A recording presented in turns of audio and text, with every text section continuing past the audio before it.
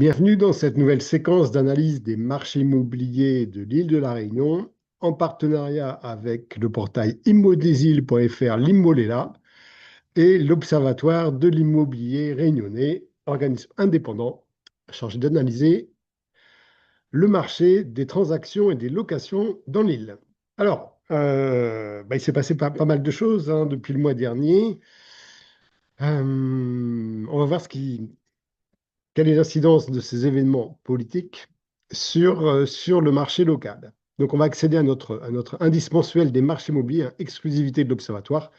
À partir du portail Immodesîles, vous allez sur nos outils et entre autres modules, vous allez cliquer sur l'indice mensuel des marchés immobiliers à La Réunion.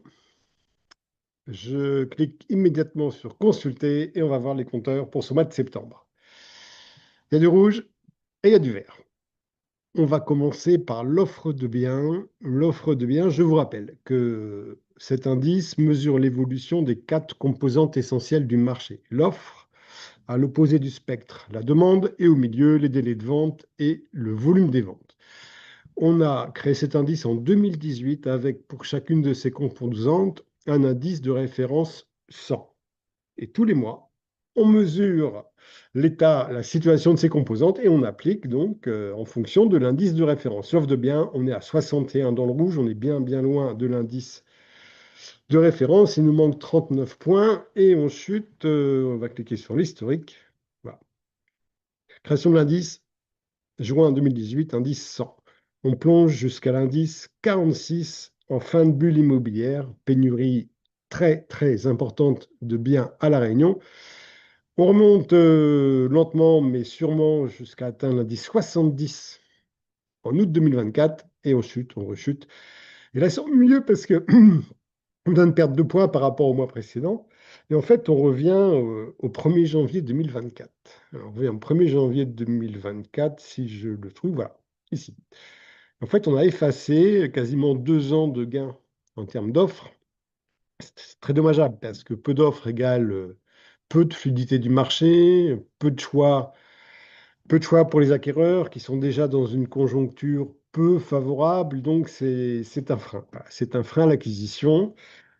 En termes de région, le Nord est à 53, donc quasiment 2 fois moins d'offres qu'en 2018. Il perd 4 points par rapport au mois précédent et il perd 7 points par rapport à juillet. 7 points en 2 mois, c'est très fort. L'Ouest est à 50, moins 2 points par rapport au mois dernier et moins 4 points par rapport à juillet. Voilà. Et le Sud, c'est la région en forme depuis quelques mois. Au mois de septembre, c'est toujours la région en forme.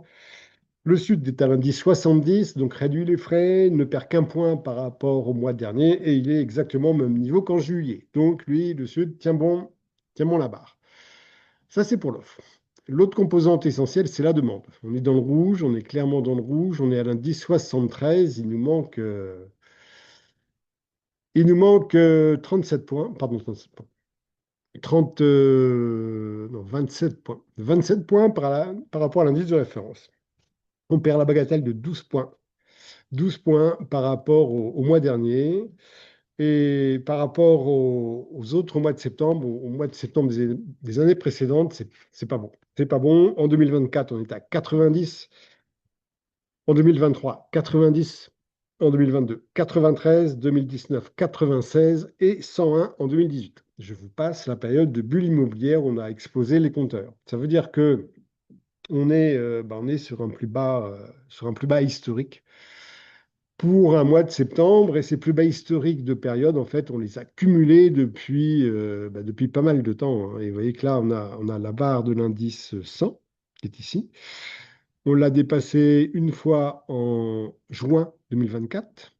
On l'a effleuré, non, là, quand même, indice 100 en mars 2025.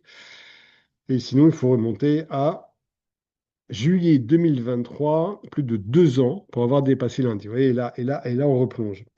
En termes de région, le Nord est à moins 5 par rapport au mois précédent, donc indice 68. L'Ouest à 37. 37, c'est super bas, il perd 14 points par rapport au mois précédent.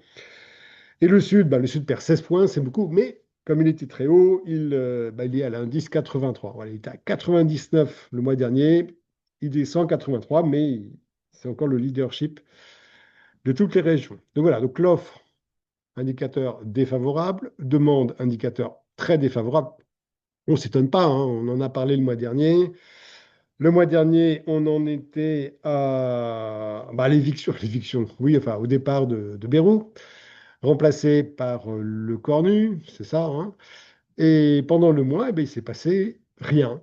Il s'est passé rien. Et là, dernièrement, donc, on a eu un ministre décisionnaire à la tête d'un gouvernement de démissionnaires. Puis ce Premier ministre est devenu lui-même démissionnaire, donc à la tête d'un gouvernement de démissionnaires. Et là, ce Premier ministre vient de redevenir démissionnaire décisionnaire pour pouvoir recréer un autre gouvernement qui serait lui-même décisionnaire. On marche sur la tête. C'est pas en marche, hein, c'est on marche sur la tête. Il faut arrêter ça, mais au plus vite, parce qu'il n'y a pas que le marché immobilier qui souffre, hein, mais là, on se prend une belle claque, hein, notamment sur la demande. Et les autres marchés, en fait, tout est lié, hein, toute l'économie tient ensemble, tout est cohérent, tout est interdépendant et ça va pas bien se passer. Ça va clairement pas bien se passer. En attendant, il y a un indicateur qui est clairement dans le vert, c'est le volume des ventes. 151. Je clique sur l'historique. Et donc, on s'aperçoit en fait que ça fait 1 an et demi, quasiment 2 ans, voilà, à partir de, voilà, de cette date-là, avril 2024, que l'on est dans des niveaux extrêmement élevés, hein. Ça, c'est la barre des 150. L'indice de référence, il est là, il est loin, hein. Et je n'ai pas d'explication. Je n'ai pas d'explication. L'offre est faible, elle baisse. La demande est faible, elle baisse. Et pour autant, le volume des ventes, donc la concrétisation, là où se rejoint l'offre et la demande, eh ben, ça fonctionne bien. Donc, on ne va pas faire les difficiles parce qu'en fait, l'offre et la demande, ce ne sont que des déterminismes. Mais la résultante, c'est ce qui compte le plus, c'est le volume des ventes. Et bien, les volumes des ventes, il est fort, plus 5 points par rapport au mois précédent. Si je reviens sur les autres mois de septembre, 2024, 140, donc 11 points derrière. 2023, 117. 2022, 128. Je vous passe la bulle, la période de bulle. 2019, 160, un petit peu plus haut. Et 2018, 125. Donc, c'est un excellent mois de septembre qui constitue un indicateur très favorable. Le Nord perd 5 points par rapport au mois précédent. L'Ouest gagne 8 points. 8 points, il franchit juste la barre des 100, en fait, il est à 108. Et le Sud explose le score. Il est à 226 sur un indice donc de référence 100. Il gagne 39 points. Donc le Sud, toujours en pleine forme. En termes de délai, on est également dans le vert. On n'est pas loin de l'indice, mais on est sous l'indice. Alors, il y a eu un mois excellent, c'était le mois d'août, sans aucune explication. Et là, on rejoint les mois précédents. On se maintient sous l'indice 100. En termes de délai, ça nous donne 22,28 semaines exactement pour toutes les ventes signées, effectivement signées depuis le 1er juillet. Donc c'est hyper long, hein, ça fait quasiment 6 mois. 6 mois pour signer un compromis. Ensuite, il faut signer l'acte notarié. En termes de proportion de ventes négociées, on atteint le chiffre extrêmement élevé de 73,26%. Donc quasiment trois quarts des ventes font l'objet d'une négociation à la baisse. En fait, c'est ce qui explique ce délai. C'est le temps qu'il a fallu à 3 vendeurs sur 4 pour se rendre compte de leur erreur de positionnement prix, donc de leur erreur d'estimation de valeur, et pour accepter de s'adapter au marché. Voilà, quasiment 6 mois. Donc, j'en profite pour glisser mon laïus habituel. Vous avez un projet de vente sérieux. Nous sommes dans un marché délicat, dont l'avenir n'est pas très brillant, tout au moins tant qu'on n'aura pas trouvé une solution politique à la situation en France. Donc, ne vous trompez pas de stratégie, fixez-vous immédiatement au prix marché. Le prix marché, il est clair, il est, eh ben, il est connu par très peu de monde à La Réunion.